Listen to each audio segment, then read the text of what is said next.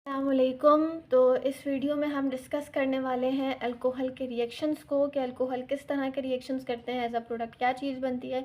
But first of all देखने की बात यह है कि अल्कोहल रिएक्शन क्यों करते हैं। तो अल्कोहल रिएक्शन क्यों करते हैं उसकी दो वजूहात होती हैं। सही, तो ये दो वजूहात हैं उसकी। एक है इलेक्ट्रोनेगेटिविटी। इलेक्ट्रोनेगेटिविटी ऑक्सीजन एटम की। ऑक्सीजन एटम जो है वो हाई इलेक्ट्रोनेगेटिविटी रखता है। दैट्स वाई ये रिएक्शन करने के लिए बहुत ज़्यादा जो है वो सुइटेबल एलिमेंट होता है। और दूसरी जो वजह इसकी है अनशेयर्ड इलेक्ट्रॉन्स पेयर्स। इलेक्ट्रॉन के पास जो है वो अनशेयर्ड इलेक्ट्रॉन पेयर्स मौजूद होते हैं। अब वो कैसे होते हैं उसकी थोड़ी अगर डिटेल हम देखना चाहें तो ऑक्सीजन का एटॉमिक नंबर होता है 8। 8 की अगर हम कॉन्फ़िगरेशन करें 1s2 2s2 2p4 4 5 6 7 8, ये 8 इसके अंदर इलेक्ट्रॉन्स होते हैं। अब ये फर्स्ट शेल तो हम कैंसिल कर देते हैं, ये सेकंड शेल की बात करते हैं।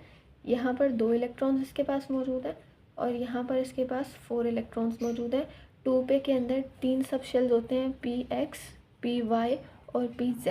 दैट्स वाई हम ये px py और pz बनाते हैं। तो हमने बनाने 4 इलेक्ट्रॉन्स 1 2 3 और एक इलेक्ट्रॉन के अंदर, एक शेल के अंदर या एक बॉक्स के अंदर जो है वो डबल इलेक्ट्रॉन हम डाल सकते हैं। तो इस वजह से हमने इस तरह किया। अब इन दोनों को जब हम ओवरलैप कर देंगे तो हमारे पास इस तरह से जो शेल बनेगा वो ये होगा। 4 शेल्स बनेंगे। टोटल हमारे पास 8 इलेक्ट्रॉन्स हैं, तो 1 2 3 4 और 8 नहीं है हमारे पास, 6 है। सॉरी, हमने इसको कैंसिल किया है और इन वाले 2 शेल्स को हम ओवरलैप कर रहे हैं, तो 4 और 5 6। दैट्स वाई ये हमारे पास शेयर इलेक्ट्रॉन्स की जो अरेंजमेंट है वो इस तरह होती है। अब ये वाले जो इलेक्ट्रॉन्स हैं ना, ये अनशेयर्ड हैं और इस तरह ऑक्सीजन के पास मौजूद होते हैं 1 2 और 3 4। और इसके अलावा ये वाले जो 2 इलेक्ट्रॉन्स मौजूद हैं यहाँ पर वो इस तरह मौजूद होते हैं। अब ये वाले जो इलेक्ट्रॉन हैं वो किसी और के साथ जो है वो कर सकते हैं बॉन्डिंग। अब वो कार्बन भी हो सकता है और वो हाइड्रोजन भी हो सकता है। तो ये वाले जो अनशेयर्ड इलेक्ट्रॉन पेयर इसी तरह पड़े रहते हैं, ये एक बड़ी वजह होते हैं अल्कोहल के रिएक्शंस की।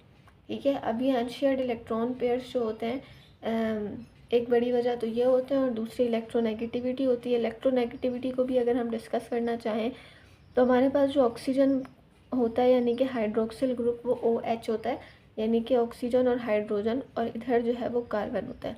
हमने कहा कि ऑक्सीजन की जो इलेक्ट्रोनेगेटिविटी होती है वो बहुत ज़्यादा होती है, उसके मुकाबले में कार्बन जो है वो, कार्बन भी इलेक्ट्रोनेगेटिव होता है, लेकिन जब हम ऑक्सीजन की बात करते हैं तो ऑक्सीजन के मुकाबले में वो पॉजिटिव हो जाता है क्योंकि उसकी इलेक्ट्रोनेगेटिविटी बहुत ज़्यादा कम होती है। और इसी तरह हाइड्रोजन की भी इलेक्ट्रोनेगेटिविटी बहुत ज़्यादा कम होती है। तो यहाँ पर एक पोलैरिटी बन जाती है, पॉजिटिव नेगेटिव पॉजिटिव नेगेटिव। तो रिएक्शन की एक बड़ी वजह ये भी है। तो अल्कोहल्स का जो सबसे पहला रिएक्शन होता है विद हेलोजन एसिड।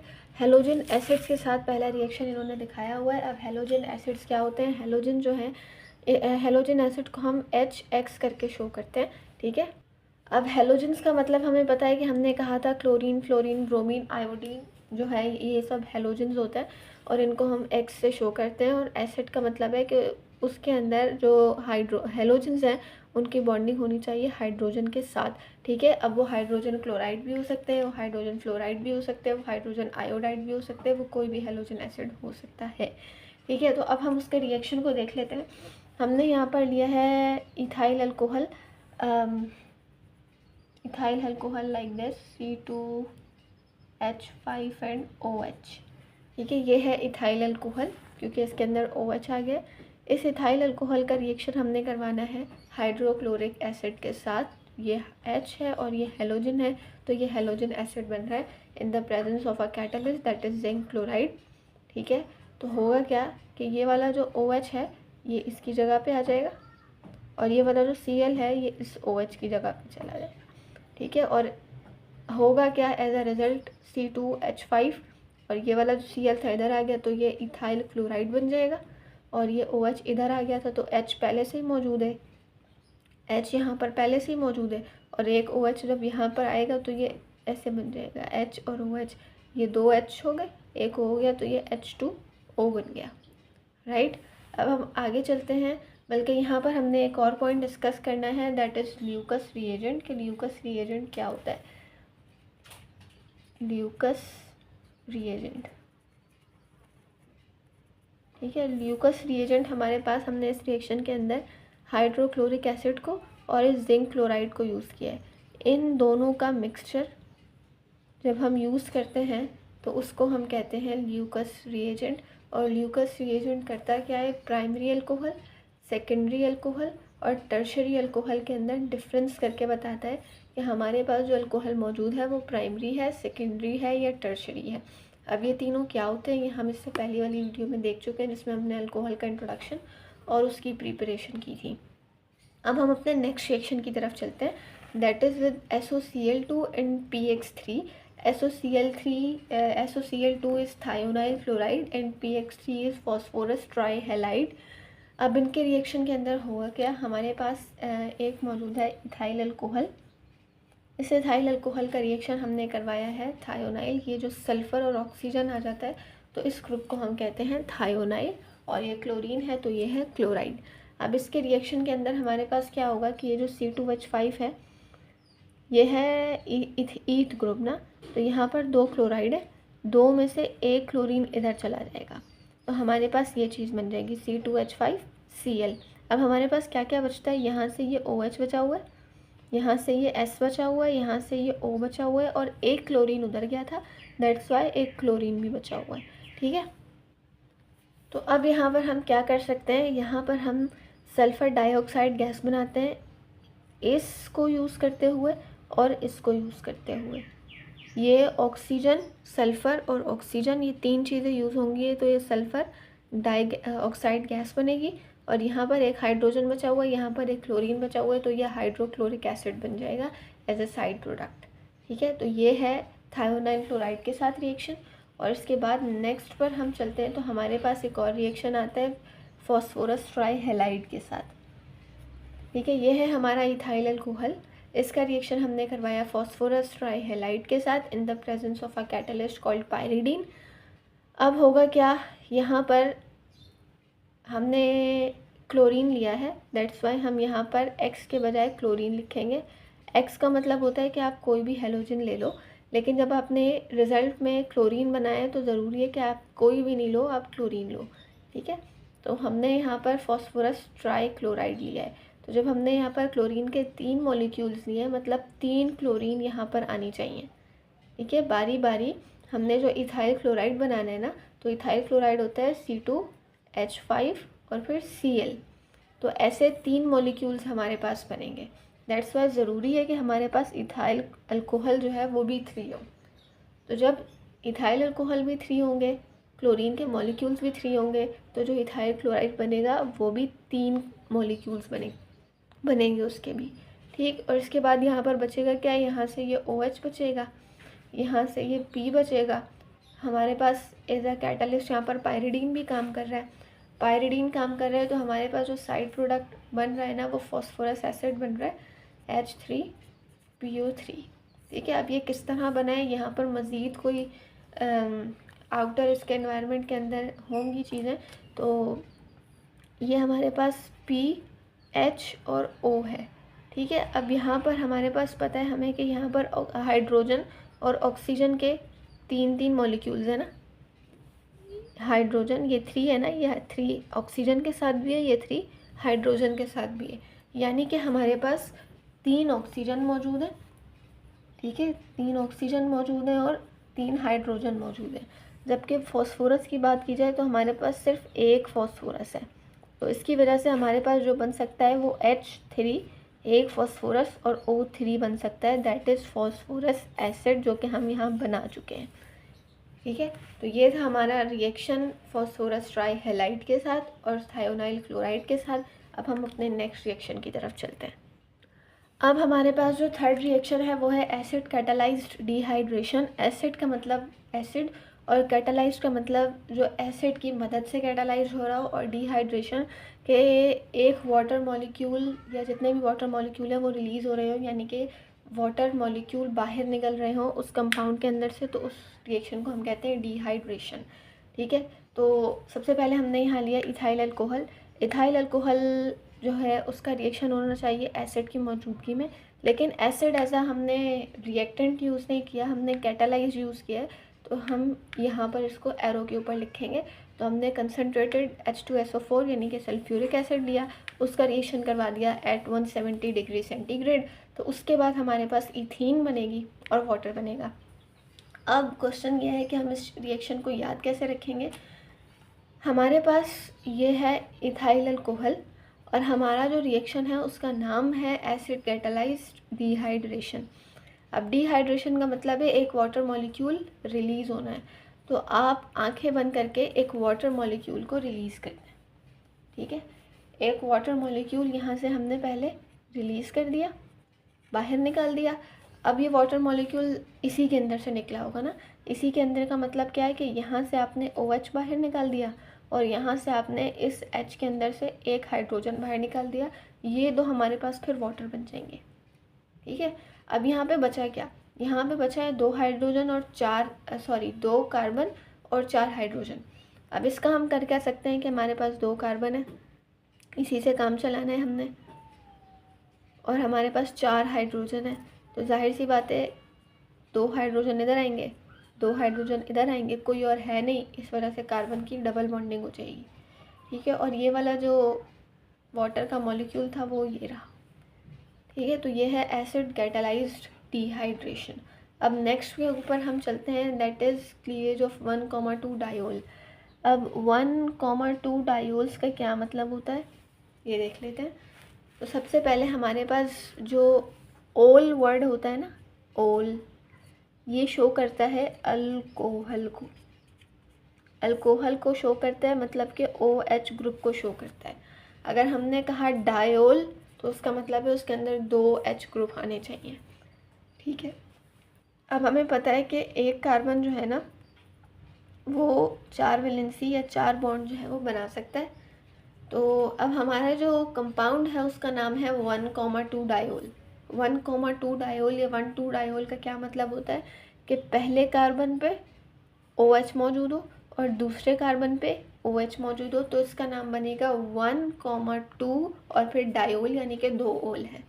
तो अब हमने करना क्या है कि हमारे पास 2 कार्बन होना लाजमी सी बात है क्योंकि डायोल लगाना है हमने। तो OH इधर लगाना है, OH इधर लगाना है, फिर ये जितने बचे इन सब के साथ H लगा देंगे, ठीक है। इस तरह से जो चीज़ बनेगी वो हमारे पास होगी डायोल्स। अब हम इसके रिएक्शन की तरफ चलते हैं। तो इसके रिएक्शन में हमारे पास ये जो चीज़ मौजूद है दैट इज़ 1,2 डायोल, ठीक है। 1 पोजीशन पे भी ओल मौजूद है, सेकंड पोजीशन पे भी ओल मौजूद है, और इसका रिएक्शन हमने करवाना है पीरियोडिक एसिड से। अब कुछ लोग इसको पीरियोडिक एसिड कहते हैं, कुछ लोग पर आयोडिक एसिड कहते हैं, बट जो भी है हम इसको पीरियोडिक एसिड कहते हैं। इस पीरियोडिक एसिड के साथ रिएक्शन जब हम इसका करवा देंगे तो इस कार्बन और इस कार्बन के दरमियान में एक क्लीवेज बनेगी और ये कार्बन इस कार्बन से अलग हो जाएगा। जब ये कार्बन इस कार्बन से अलग होगा तो हमारे पास 2 कंपाउंड बनेंगे दैट आर फॉर्मल्डिहाइड, ठीक है। अल्डिहाइड्स के ही ग्रुप से बिलोंग करते हैं फॉर्मल्डिहाइड्स, ये चीज़ें बनेंगी फॉर्मल्डिहाइड। और ये एक थर्ड प्रोडक्ट बनेगा जो यहाँ पर ऐड करके लिखना था बट नो मोर स्पेस की वजह से हमने इसको नीचे लिख दिया है। ये हमारे पास है आयोडिक एसिड HiO3, राइट। अब यहाँ पर अगर हम गौर करें तो हमने जो है ये वाला हाइड्रोजन और ये वाला हाइड्रोजन जो है ये बाहर निकाल लेना है। जब ये बाहर निकलेगा तो नीचे हमारे पास कार्बन मौजूद है, हाइड्रोजन मौजूद है, ये सारी चीज़ें ऐसे ही रहेंगी, ठीक है। और ऑक्सीजन के साथ, क्योंकि ऑक्सीजन की एक वैलेंसी खाली हो रही है ना, हाइड्रोजन बाहर आ रहा है, तो जब हाइड्रोजन बाहर आएगा ऑक्सीजन की एक वैलेंसी जो है वो फ्री हो रही है, तो ऑक्सीजन जो है वो डबल बॉन्ड कर लेगा कार्बन के साथ, ठीक है। अब अगर हम देखें तो हमने रिएक्शन नंबर 4 छोड़ा था जो कि एक लॉन्ग रिएक्शन है, अब हम उसको डिस्कस करेंगे। अब अगर हम बात करते हैं ऑक्सीडेशन की, तो ऑक्सीडेशन का मतलब होता है एडिशन ऑफ ऑक्सीजन, यानी कि ऑक्सीजन को ऐड करवा दो। अब ऑक्सीडेशन जो होगी यहाँ पर प्राइमरी अल्कोहल के अंदर और सेकेंडरी अल्कोहल के अंदर होगी, टर्शरी अल्कोहल्स के अंदर ऑक्सीडेशन नहीं होगी। और क्यों नहीं होगी इसकी भी रीज़न हम आगे जाके देखेंगे, बट अभी हम जो रिएक्शन है वो देख रहे हैं प्राइमरी और सेकेंडरी अल्कोहल के अंदर। बट बात ये याद रहे कि ये वाला जो रिएक्शन है in the presence of an oxidising agent होगा। ऑक्सीडेशन कर रहे हैं तो ऑक्सीडाइजिंग एजेंट का होना बहुत ज़रूरी है, और वो ऑक्सीडाइजिंग एजेंट हमारे पास पोटाशियम डाइक्रोमेट हो सकता है K2Cr2O7, या फिर पोटाशियम पर मैग्नेट हो सकता है KMnO4। इन दोनों के अंदर से कोई भी ऑक्सीडाइजिंग एजेंट यूज़ कर लें और प्राइमरी और सेकेंडरी अल्कोहल के अंदर होगा, टर्शरी में नहीं होगा। जब हम इन दोनों रिएक्शंस को या इन दोनों ऑक्सीडाइजिंग एजेंट्स को यूज़ कर लेंगे तो हमारे पास बनेगा एल्डिहाइड या फिर कीटोन। ठीक है, एल्डिहाइड या फिर कीटोन बनेगा और फिर इस एल्डिहाइड या कीटोन की फर्दर ऑक्सीडेशन होगी और फिर हमारे पास बनेगा कार्बोक्सिलिक एसिड। ठीक है, अब हम इस रिएक्शन को मज़ीद देखते हैं। तो हमारा जो पहला रिएक्शन है वो इस तरह का है, जो कि हम कर रहे हैं एक प्राइमरी अल्कोहल के साथ। प्राइमरी अल्कोहल्स क्या होते हैं ये हम देख चुके हैं इससे पहले वाली वीडियो में। ठीक है, अब हम चलते हैं ऑक्सीडेशन की तरफ। तो प्राइमरी अल्कोहल हमने लिया in the presence of oxygen, in the presence of potassium dichromate और in the presence of sulphuric acid. हमने इस रिएक्शन को करवाना है। अब इसके अंदर होगा क्या कि यहाँ पर हमारे पास ये एल्डिहाइड बनेगा। अब एल्डिहाइड यहाँ पर किस तरह बनेगा कि ये जो है हमारे पास इथाइल अल्कोहल है। ठीक है, इथाइल अल्कोहल को हम लिखते हैं C2H5। तो ये C2 हो गए और ये 3H हो गए, ये 2H हो गए, ये H नहीं है, ये OH है। ठीक है, तो ये हमारे पास 5H हो गए, तो ये C2H5 इस तरह करके बनेगा, बट हमने यहाँ पर इसका ओपन स्ट्रक्चर बनाया हुआ है। अब हम क्या करेंगे कि यहाँ से हमारे पास ये वाला जो H है ये निकलेगा, ये वाला H निकलेगा और ये वाला ऑक्सीजन निकलेगा, यानी कि एक वाटर मॉलिक्यूल बाहर आएगा। जब वाटर मॉलिक्यूल बाहर आएगा तो हमारे पास यहाँ पर क्या रह जाएगा, कार्बन रह जाएगा, जैसे कि यहाँ रह गया था। ये हाइड्रोजन यहाँ नीचे बचा था, बट हम इसको अब यहाँ पर इस तरह साइड पे ले जाते हैं।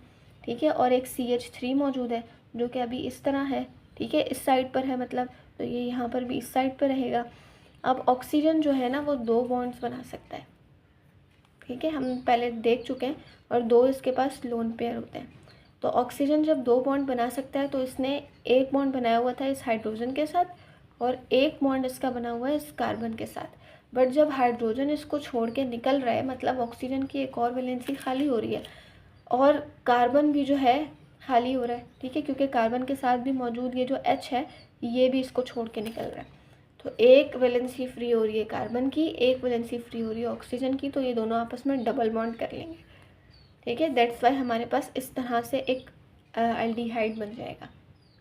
ठीक, अब फिर यहाँ पर ऑक्सीडेशन नहीं हुई है क्योंकि एडिशन ऑफ ऑक्सीजन कहीं पर भी नहीं हुआ।